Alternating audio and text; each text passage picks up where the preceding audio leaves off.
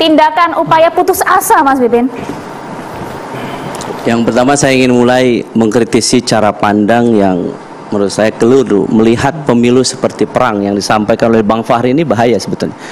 Cara pandang perang ini yang saya dulu waktu Bang Fahri masih di PKS, saya adalah bagian dari anak didik yang di PKS masih junior, memandang itu seperti herois, bahwa apa konsekuensi dari cara pandang kita pemilu itu perang. Pertama, menganggap yang lain sebagai musuh, bukan lawan politik. Yang kedua adalah menghalalkan segala cara. Maka memang setelah Bang Fahri keluar dari PKS, ya, cara pandang transformasi di PKS ini mengalami satu transformasi perbaikan, melihat pemilu tidak sebagai perang, tapi ini sebagai kompetisi. Mohon maaf, ketika Presiden PKS Pak Sohibul Iman, kemudian Pak Ahmad Syaihu gitu, saat ini, inilah menurut saya yang berbahaya. Ketika perang memang menghalalkan segala cara, maka apa yang terjadi saat ini? Saya mohon maaf, yang terjadi saat ini: satu, politisasi hukum; dua, politisasi bansos; tiga, politisasi ASN. Ini yang terjadi sebetulnya. Kenapa saat ini yang terjadi? Selesaikan saya dulu. Selesaikan saya dulu. Ini bagian dari saya. Kalau saya selesai, saya tadi Bang Fahri diam, saya ngomong. Saya dulu. Saya dulu atau Oke ya, saya mohon waktu nanti untuk menjawab tuduhan dia. Saya minta waktu untuk menjawab tuduhan dia ya. Saya dulu atau Bang Fahri? Silakan. Inilah saya kira pentingnya kita punya etika.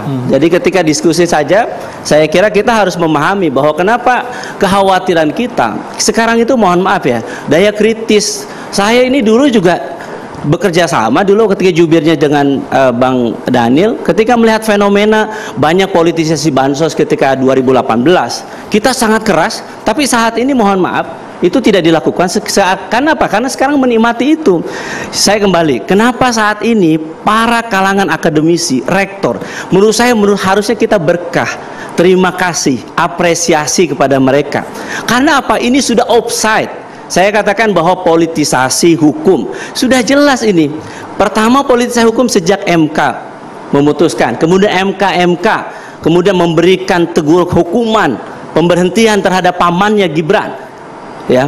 Terus yang kedua adalah saat ini di KPP menguatkan bahwa ini dipaksakan, bahwa ketika seseorang anak presiden, ini saya harus katakan bahayanya negara kita.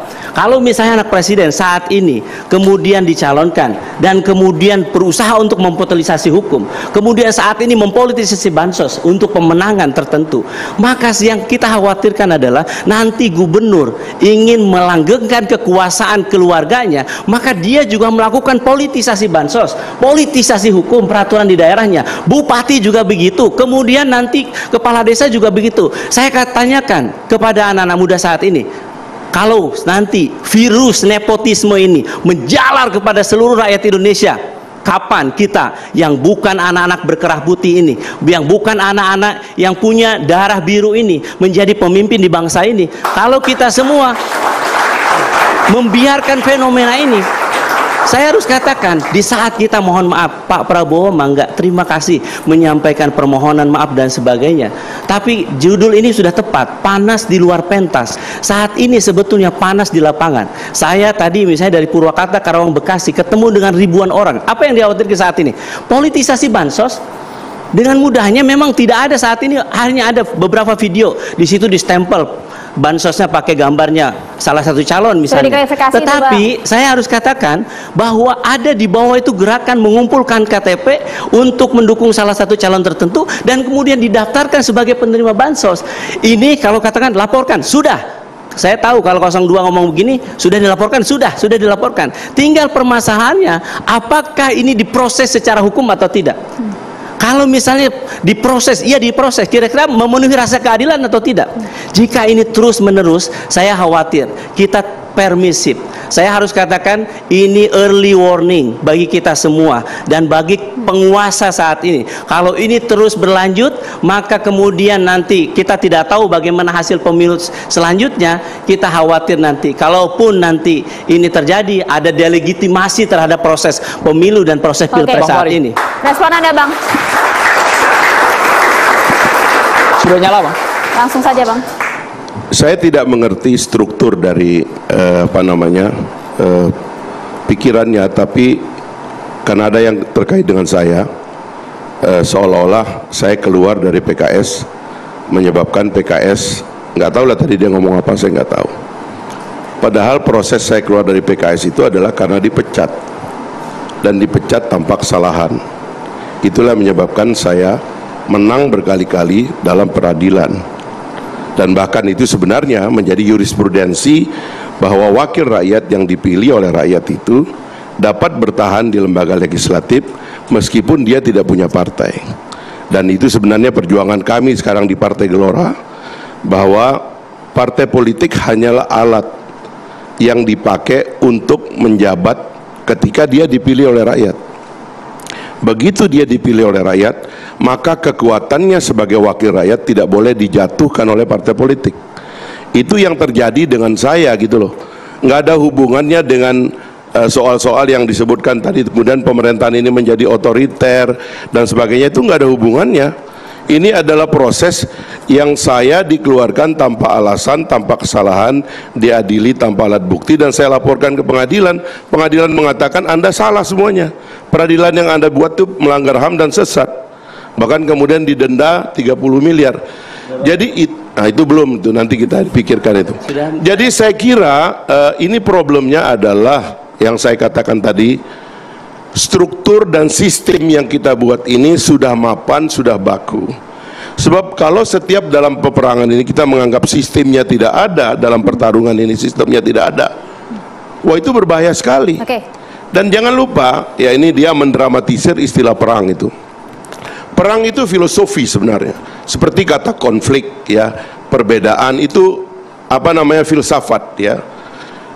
Dalam masa ketika peradaban manusia itu belum sanggup berdialog secara baik, dan alat untuk berdialog itu belum banyak, orang menyelesaikannya di medan perang dengan pedang, dengan panah berdarah-darah gitu.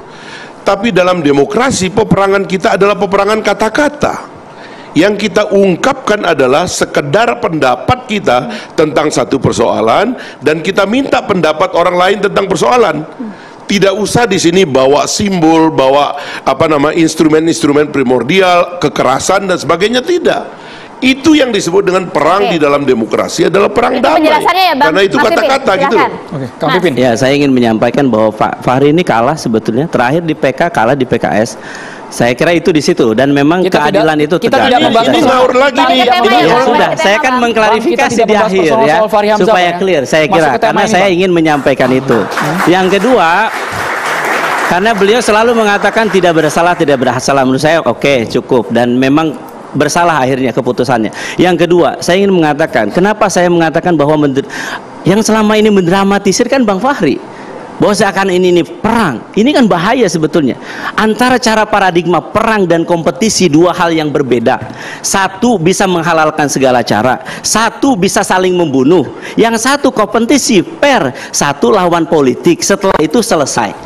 Jadi menurut saya yang jadi pertanyaan siapa? Yang jadi persoalan kita adalah ketika kompetisi, ayo kita kompetisi yang sehat. Perang kata-kata katanya. Ayo kita kompetisi yang sehat, jangan mempolitisasi hukum, jangan mempolitisasi bansos, jangan mempolitisasi aparat. Saya hari ini pagi ini dapat WA, Kang, ini saya, beberapa teman saya dikumpulkan untuk mengerahkan kepada 02. Kang, ini saya aparat, ada yang katakan saya, oke, laporkan. Semua itu dilaporkan. Pertanyaannya, apakah ada rasa keadilan di antara kita ketika mereka sudah melaporkan? Yang kita khawatirkan nanti ketika ini terjadi TSM, terstruktur, sistematis dan masif, dan kemudian kita semua menutup mata. Dan saya harus katakan, seharusnya kita semua bersyukur dengan adanya gerakan para akademisi, para mahasiswa yang semakin kritis di tengah-tengah kita. Untuk apa? Untuk menyelamatkan bangsa. Kami dari PKS mengatakan ingin Pak Jokowi itu husnul khotimah, akhir yang baik sebetulnya. Dengan cara apa? Dengan cara menjaga demokrasi ini. Dengan cara apa? Memastikan pilpres berjalan lancar, luber, jurdil, tidak ada kecurangan, sehingga kita sebagai negara terhormat, bermartabat. Dan kami harus sampaikan, PKS, Pak Anies Baswedan ingin menang berkah, bermartabat dengan tidak cara menghalalkan segala cara. Ini semua soal demokrasi.